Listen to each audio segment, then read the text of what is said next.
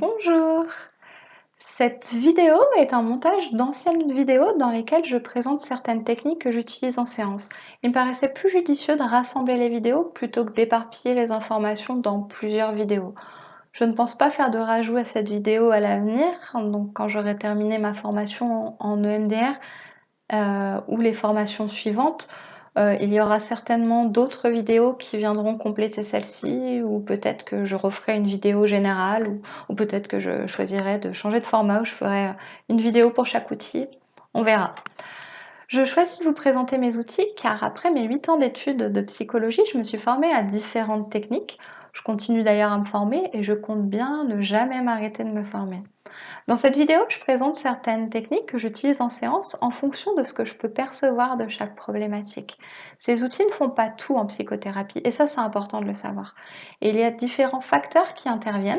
La libération est une grande part de la psychothérapie, de même que le travail des ressources et l'alliance thérapeutique qui est très très très importante. Ce sont ces trois facteurs qui jouent un rôle central. En plus de m'être formée à différents outils, j'ai suivi des formations plus théoriques que je n'aborde pas dans cette vidéo qui traite uniquement des outils. Je me suis également formée à d'autres outils qui ne seront pas mentionnés non plus dans cette vidéo. Dans cette vidéo, la présentation des différents outils sera forcément très très très réductrice. Je les expliquerai avec un seul angle de vue, mais il y a d'autres manières de les aborder. En séance, je ne les utilise pas forcément tels qu'expliqués et je combine parfois plusieurs outils pour pouvoir mobiliser ce qui est souhaité. Je vais à présent vous parler de l'EFT, donc l'EFT qui signifie Emotional Freedom Technique, donc technique de libération émotionnelle, a été mise en place par Gary Craig. Cette technique consiste à tapoter sur certains points comme ceci, des points qui correspondent à des méridiens de médecine chinoise, pour pouvoir libérer l'événement sur lequel on va travailler, donc l'événement qui crée un blocage chez la personne. Pour ça, on va aussi prononcer des phrases en même temps qu'on tapote et qu'on se concentre sur l'événement en question. L'avantage de cette technique, c'est qu'elle peut être utilisée aussi seule par la personne lorsqu'il s'agit de faire appel à cette technique comme régulateur émotionnel. Par contre, il est plus difficile de pouvoir trouver seul ce qui est à l'origine d'un problème ou d'un blocage.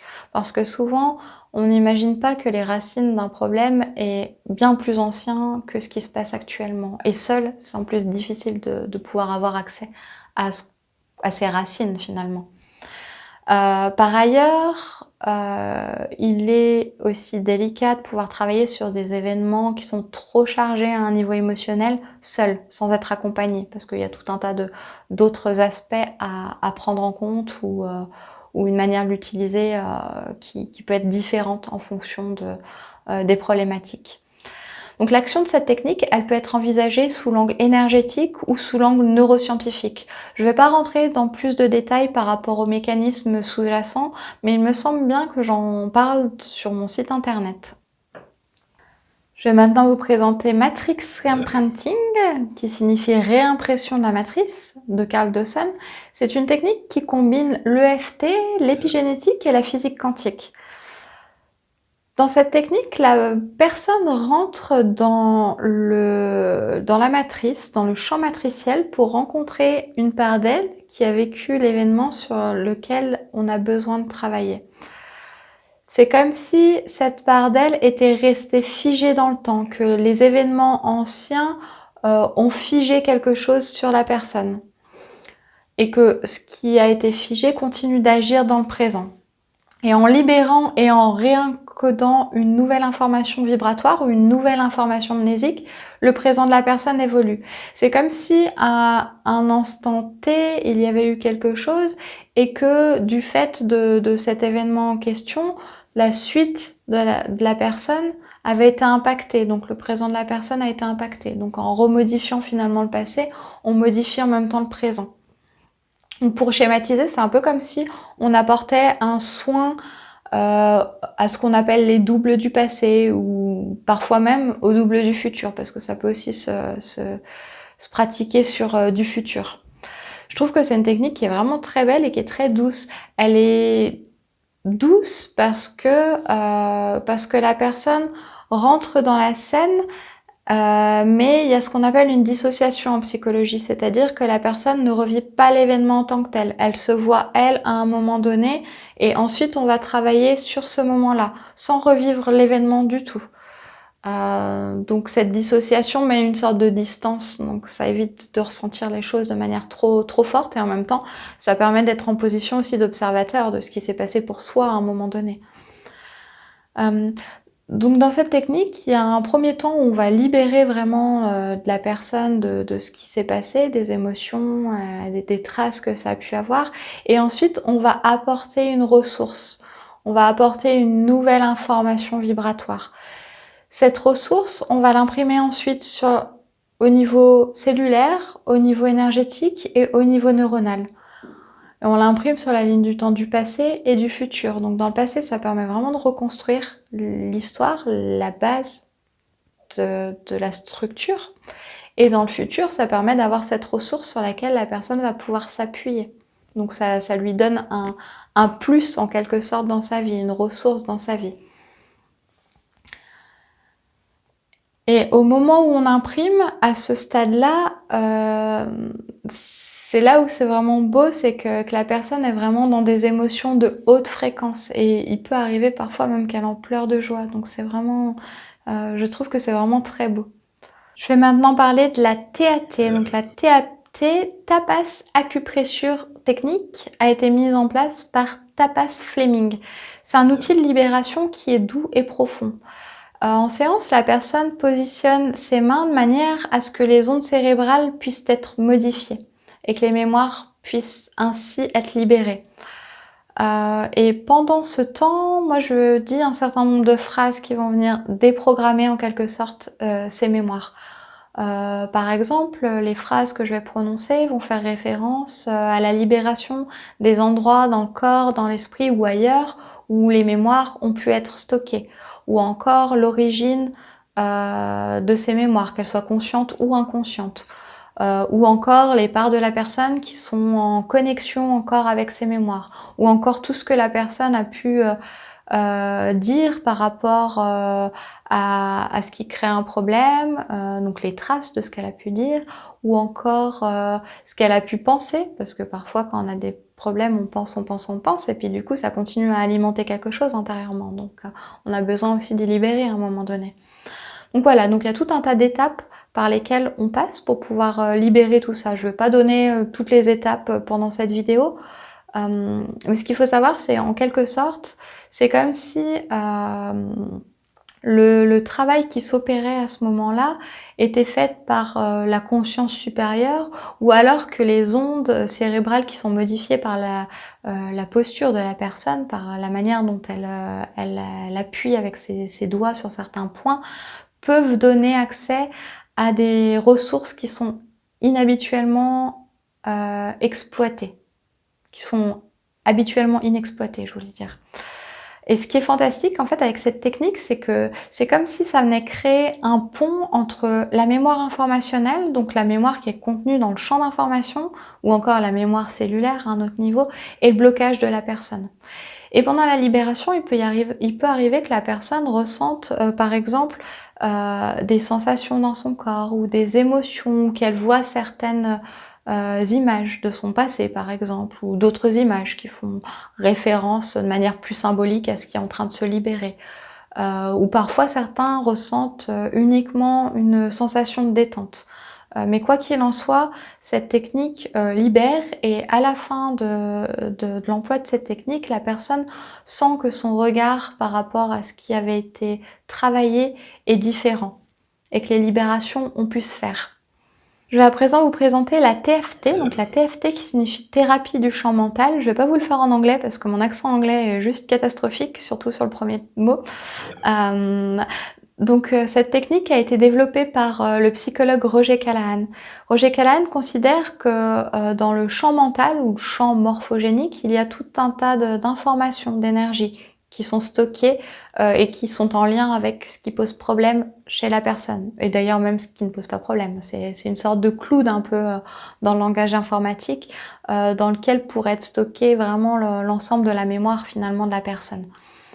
Et par des tapotements sur certains méridiens, on va venir débloquer ou déprogrammer en quelque sorte ce qui vient créer le blocage. Donc plus concrètement, il va y avoir une phase où je vais repérer les différentes inversions psychologiques. Les inversions psychologiques, c'est des sortes de petits saboteurs qu'on a à l'intérieur.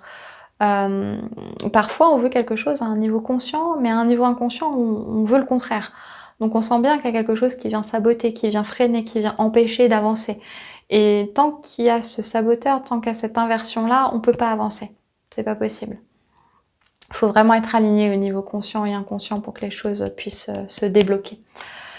Donc on repère ces différentes inversions psychologiques et on vient les lever à chaque fois en tapotant sur un méridien qui correspond au blocage en question. Et une fois que cette étape est terminée, ou parfois il n'y a pas besoin de passer par cette étape-là, ce qui est beaucoup plus rare, mais une fois que cette étape est terminée, on va venir voir les différents méridiens qui sont perturbés par rapport à l'objectif de la personne ou par rapport à la problématique de la personne.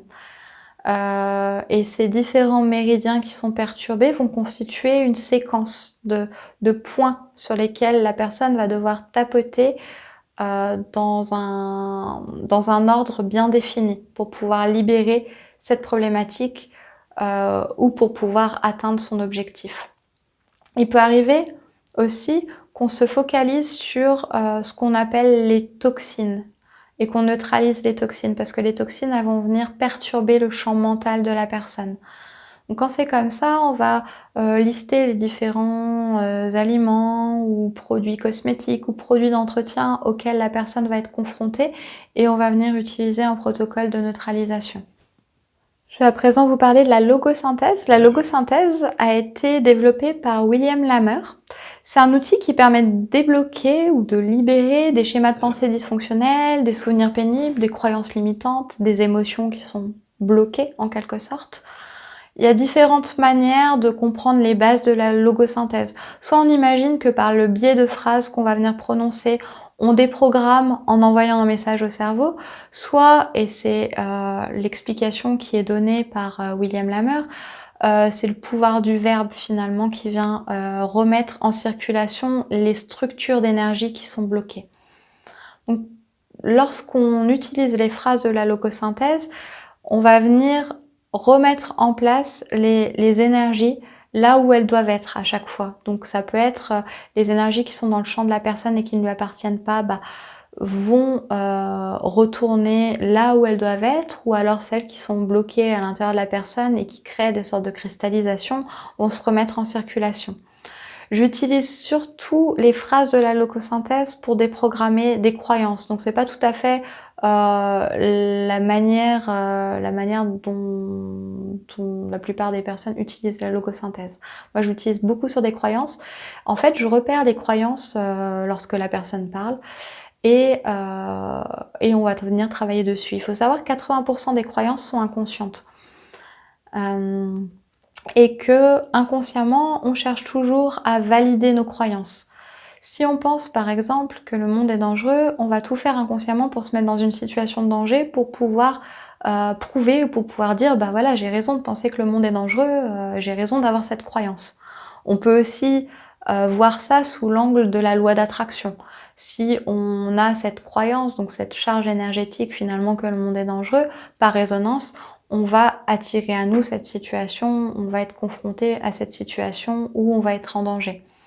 D'où l'importance de déprogrammer les croyances. Je vais maintenant parler du test musculaire ou du test de kinésiologie. Le test musculaire, c'est un test qui permet d'avoir accès directement à l'inconscient de la personne ou encore aux informations qui sont dans le champ informationnel dont je parlais tout à l'heure. Ça permet d'avoir des réponses en oui ou en non. En fait, si vous voulez, le corps réagit tout le temps à ce que pense la personne, à ce que vit la personne.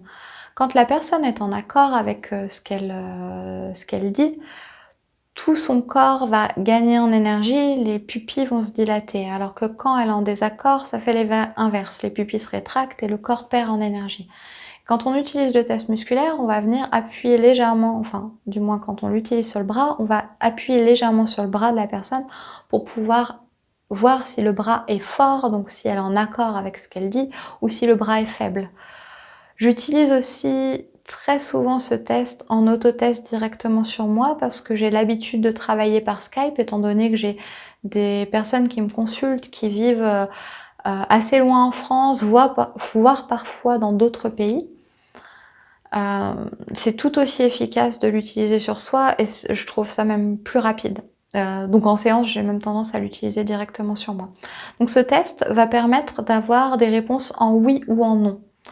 Ça va permettre par exemple de valider certaines hypothèses pour aller un peu plus vite, un peu plus loin. Ça peut permettre de savoir combien d'événements sont à l'origine de une ou de plusieurs problématiques, de savoir s'il y a eu un événement ou plusieurs événements, l'âge auquel ont pu avoir lieu les événements, etc. pour pouvoir vraiment cibler de manière spécifique quelque chose ou pour pouvoir dessiner une trame sur laquelle on va s'orienter dans le travail.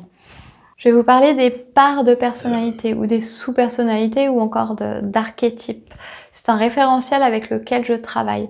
Par exemple, parfois on va se focaliser sur ce qu'on appelle l'enfant intérieur ou parfois l'autocritique intérieure. C'est cette petite voix qu'on a à l'esprit qui vient critiquer ce qu'on peut dire ou ce qu'on peut penser. Ou parfois on se sent tiraillé par une part de nous qui veut quelque chose et l'autre qui veut complètement le contraire. Chacune des parts de personnalité ont leur identité, leur rôle dans notre système. Il y a un modèle qui s'appelle l'IFS, donc c'est le système de famille intérieure.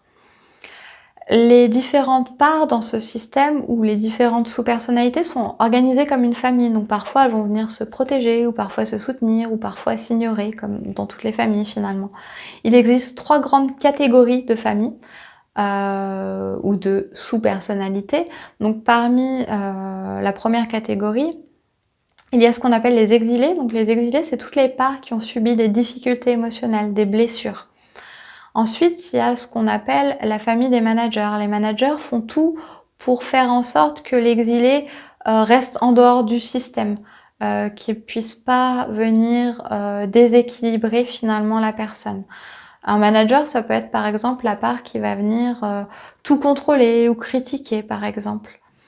Ensuite, la dernière famille, c'est ce qu'on appelle les pompiers émotionnels. Les pompiers émotionnels, ils vont venir intervenir en dernier recours. Quand les managers n'arrivent plus à maintenir l'exilé en dehors du système, il y a les pompiers émotionnels qui interviennent. Et là, ça donne lieu à tout ce qui est addiction.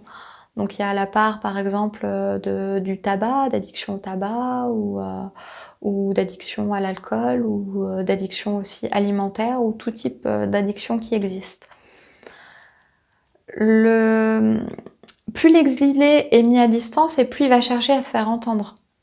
C'est pour ça que c'est important de pouvoir apaiser l'exilé et de pouvoir libérer des souffrances qu'il porte parce que les managers et les pompiers vont ensuite pouvoir changer de rôle et avoir un rôle qui sera plus adapté pour la personne. Ça assouplit en quelque sorte le système et ça redonne une place à la grande instance qu'on appelle le self dans ce modèle. Et ça va être le self de la personne qui va venir être aux commandes de la vie de la personne. Et plus la part, des parts d'exilés, donc des parts vraiment beaucoup dans l'émotionnel, ou encore des parts, par exemple de l'autocritique, ou des parts des pompiers émotionnels ou des addictions par exemple. Donc durant les séances, je vais venir me focaliser sur une part et je vais utiliser là où les techniques dont je vous ai parlé tout à l'heure. Donc on va venir se focaliser sur une part, on va venir libérer les blessures et puis pouvoir comprendre pourquoi cette part elle s'est mise en place et notamment libérer ce qui a besoin de l'être pour pouvoir rétablir justement une harmonie chez la personne. L'AIT signifie Advanced Integrative Therapy ou thérapie intégrative avancée. C'est une technique de traitement du trauma. En psychologie, on utilise le terme traumatisme pour désigner tout ce qui fait référence à un événement qui a dépassé la capacité d'adaptation de la personne. Donc si on prend cette référence-là, on voit bien qu'on est tous porteurs de nombreux traumas. Il peut y avoir des traumas très anciens, des traumas karmiques ou encore des traumas transgénérationnels, c'est-à-dire des traumas que nous avons hérités de nos ancêtres. Que nous en ayons conscience ou pas, ces traumas agissent sur nous. À ce titre, la génétique parvient maintenant à le mettre en évidence. J'en reviens maintenant à l'AIT. Lorsque j'utilise ces techniques, je me sers du test de kinésiologie en autotest pour trouver le trauma d'origine le plus ancien.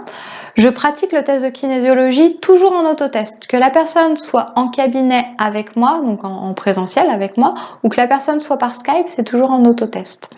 Une fois que le traumatisme d'origine a été trouvé, la personne fait passer la charge traumatique et les différents aspects du trauma par les différents chakras de son corps pour pouvoir libérer la charge traumatique. Donc elle le fait passer par les 7 chakras principaux, mais aussi par d'autres chakras secondaires. Ensuite, elle fait passer la charge traumatique de ce qui vient poser problème dans l'actuel. Et pour terminer, elle fait passer la charge traumatique de la connexion entre le trauma d'origine et la problématique actuelle. Donc ça vient casser le lien de cause à effet. Dans l'AIT, il est aussi possible de traiter plusieurs matrices, dont une matrice qui comporte tous les freins au changement, les 48 blocages qui peuvent engendrer des freins au changement. Il est très fréquent, pour ne pas dire systématique, que dans des problématiques qui durent depuis un bon moment et pour lesquelles la personne ne trouve aucune alternative, qu'il y ait justement ces freins au changement. Ça peut s'appeler des inversions psychologiques en psychologie énergétique. Ça peut être vu comme des croyances aussi limitantes ou des formes d'auto-saboteurs qui empêchent le changement. Voilà, chacun a son référentiel. Pour vous donner quelques exemples de freins qu'il y a dans cette matrice, il y a par exemple « je veux que mes traumas empirent » ou encore « c'est risqué d'être guéri » ou « je ne mérite pas d'être guéri ». Ensuite, dans l'AIT, il y a 65 matrices sur des thématiques différentes qui peuvent être employées quand c'est nécessaire. Donc chaque matrice aborde toutes les croyances à propos d'un thème. Par exemple, le thème de l'abandon, ou encore le thème de la procrastination, ou le thème de la dépendance, le thème de l'image de soi, etc. Donc pour résumer, l'AIT, ça permet de libérer tous les freins au changement. L'AIT permet aussi de faire un travail approfondi de libération du ou des traumas d'origine, de la problématique et du lien de cause à effet entre le trauma d'origine et la problématique actuelle. Et ben voilà, j'ai fini pour aujourd'hui. Je vous dis à très bientôt dans une prochaine vidéo. Bye bye!